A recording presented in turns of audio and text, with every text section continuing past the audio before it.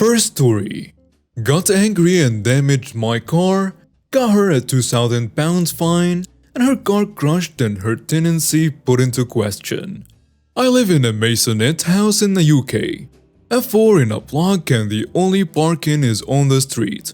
I recently got my license and put onto appearance insurance to keep costs low. That's where this story starts. I have this neighbor who is an awful driver, crashed at least 2 cars, and who also fly tip abandoned rubbish in their gardens, blocking our fire escape, and this is all relevant information.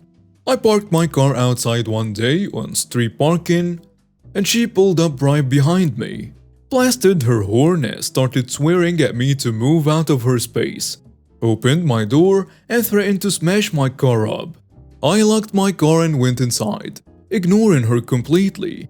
I looked out the window and she parked her car on my bumper, then placed another car she owns on my other bumper, causing slightly paint damage and making sure I couldn't get to work the next day. This continued for a few weeks. Her parking right on my car, or parking her 2 cars over 4 spaces. Keep in mind I own my house and she rents hers, meaning we have parking rights over her due to having the parking passes. I had enough of this after a while. I ran the license plate for both of her cars through a website that tells you the MOT status of a vehicle. Car 1 MOT'd and Car 2 MOT expired. What this basically means is a car cannot be driven or even on public land. And I had the information I wanted. I called the council whose authority it is to report the car and told them about an abandoned vehicle parked outside my house, unrestricted parking times. They got back to me and told me they had passed it on to the police. I then decided to phone her landlord about her fly tipping in the back garden. He came, spoke to me, and my parents investigated and put her lease into contest because she had blocked our escape route and left the stuff abandoned. I kept calling about the car every day for about a month until one day she moved the car to another car park around the corner, again onto public land. I reported it again, this time with evidence it had moved. The council arrived that day and stuck a ticket on it saying that they were made aware the vehicle was abandoned and the owner had to contact them to get it moved. Today I woke up and saw a note taped on the car saying that the vehicle will be crushed in 7 days if she doesn't respond to them, and that the car has an outstanding fine of £1,872, and it will be increased if this action is taken, meaning she calls him or gets it crushed. Safe to say, I don't think she will damage my car or swear at it again. I also don't think in future she will ignore the council calls for her to respond to them. Next story. A story of money. My grandma told me this story recently about her brother. So this is the scenario. My grandma comes from a family of 5, 4 girls and 1 boy. My great-grandfather Hank was ecstatic with the boy. We will call him Jack. One more important thing is that my great-grandfather ran a very successful company that made a high-end clothing and bathroom silks, towels, bathrobes. He made a fortune with his company and made sure everyone who worked for the company got his fair share. He also looked after the family. All his children got an education. All his children got the chance to get their driver's license. It was in the 1960s, so it was a big deal back then. They were the first in my hometown with a car, radio, and TV. My great-grandfather treated everyone equally. That changed when his first and only son was born. He already had 4 girls, and now finally a son. The roadmap was laid out for him. He will be the heir to his company. So began the upbringing of Jack. He was, let's say, a kid with a mouse. This wasn't bad per se, the thing was that his father allowed it. Jack got kicked from his first school, Jack got caught for shoplifting, Jack got kicked from his second school, and Jack got caught joyriding and so on and so on. Hank did not sit Jack down and tell him the severity of his actions, but he would shrug it off and tells his wife that they were just childhood quirks. Anna, his wife, tried to make something out of Jack, but it was a lost cause. Jack became 18 and Hank decided that it was time to introduce him into the company. The company did better than ever and the whole family was involved. Jack began at the bottom of the ladder and had to work his way up. This is where Jack began to shine. A shine my grandmother meant that her brother was not a bright light at school, but he was a hard worker and had a nose for business. Not so much for people though. Jack was being a jerk as per usual and got married to his first Karen. His first wife was a Karen and she wanted to start her own company, and her father-in-law Hank wanted to retire. She pushed Jack to take over quickly and pushed the rest of the family out. Jack listened to her and talked to his father how he was ready and how his sisters and their husbands were tearing the company apart if they would stay in their leadership roles. The thing was that only one daughter and son-in-law were involved in the company at this point. At 1980, my grandmother oversaw the seamstresses and the quality department, and my grandfather oversaw the financial and the suppliers. Karen wanted full control and started a little fire in the family. She spread a rumor that my grandfather stole from the company. I do not know what transpired, but in the end, my great-grandfather bought all the family and Jack bought out great-grandfather. And now the company was Jack and Karen's company. And things went south pretty quickly. Seamstresses quitted, bills were not paid, and Jack had to take a loan from great-grandfather. The family company was barely scraping by, and Karen left Jack because he could not provide for her. It became apparent that Jack could not make it work and was looking for a way out. After a while, great-grandfather had seen enough. He bought back the remnants of his company and sold it to a bigger company that wanted to expand. This made the wealth he amassed even bigger. He set up different banking accounts for his children and said that if someone was in need, they could take money from that account. He told Jack his cut was smaller as he was the reason he sold the company, and that he was let down by the carelessness his son had run his company into the ground. Jack was angry and told his father that he could have made it work if he had more time. It remained a sour point between the two of them. Things went well for a while, but Jack married the second time with a woman named Helen. Helen, like Karen, wanted her own business. Jack agreed and took money from the account in order to start Helen's company. The business was a little barber shop and ran pretty well. They were spending their money on luxury and did not save any money. After a while, my grandmother got a call from her little brother Jack to see if he could store some goods in her garage. My grandfather did not trust Jack and told him no.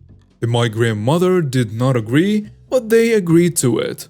A few weeks later, Jack got caught for possession of stolen goods and drug smuggling. It was not a surprise, but nonetheless a letdown for my great-grandfather Hank. This time he would not help Jack, and told him that he would no longer stand by him. After a few years, Jack got out and was again a divorced man. He married again and divorced another 3 times, and each time, he gave these women a business and lived lavishly. New cars, big houses, expensive vacations. He drained his money and robbed his emergency bank account dry. He loaned a lot of money from great-grandfather, and so on. In 2013, great-grandfather became ill. It was clear that he was not gonna make it and took his final days in stride. At this time, Jack became very buddy-buddy and started to help great-grandfather sell some stuff. At some point, my grandmother sat down with her father and asked him where the money went for the sold stuff, and great-grandfather told her not to worry about it. He took care of it in his will. After his 95th birthday, he passed away quietly and in peace. After his funeral, they all went to listen to the will of their father. All except Jack, who had given a power of attorney to my grandmother to sign the will in his place. All the children get their fair share, but at the end of the notary public tells them to sign the papers and the inheritance is completely theirs. At some point, my grandma called my dad. She has inherited some collateral papers, all sorts of papers that stated that someone owned my great-grandfather's money. My father said that she has to call a lawyer's office to get the money from these papers. A few days after this call to the lawyer's office, my grandmother gets a call from her brother, asking why she was taking his money from the inheritance. My grandmother tells him that she has inherited some collateral papers and that she wants to get the money from them. And Jack was furious, and he told her that this was illegal. Jack was wrong. Great-grandfather had documented every penny his son had loaned from him and constructed his will in such a way that the rest of his children could get that part of their money from their money drain of a brother. Also, great-grandfather found out Jack stole from him. You see, Jack was putting the money he made from the sold stuff on his own banking account instead of giving it to his father. After this ordeal, Jack has not contacted my grandmother or his sisters. He has since then paid everything back and has never seen a penny from his inheritance. Great-grandfather has confided in a letter why he did this. He was done with his son. All the lying, the careless things he had done to his company, all the money he had blown and not taken any responsibility. And he decided to give his final lesson to his son from the grave. Next story. Mail Karen and Property Lines, 2nd edition. I'm a senior construction superintendent in the DFW area. The project I'm currently on is a 13-acre site smack in the middle of an extremely affluent area to the north of Dallas. 3 weeks ago, a city inspector that we will call Joe came into the site office and said that they received a complaint about a sprinkler/soaker line being damaged during excavation for the fire lane. He, my landscaper, and myself went to investigate and discovered where a small fitting had blown out of the line. The landscaper repaired it. I went up to knock on the door to explain to them the issue and inform them of the repair. And I got no answer at the door. So I left a card and a note asking them to call me. They never did. A week later, Joe comes in and mentioned that they have reached out again about the noise from the equipment, which is odd, because anyone with heavy equipment is currently working on the other end of the property. I again went to speak with them, got no answer at the door and left the card again.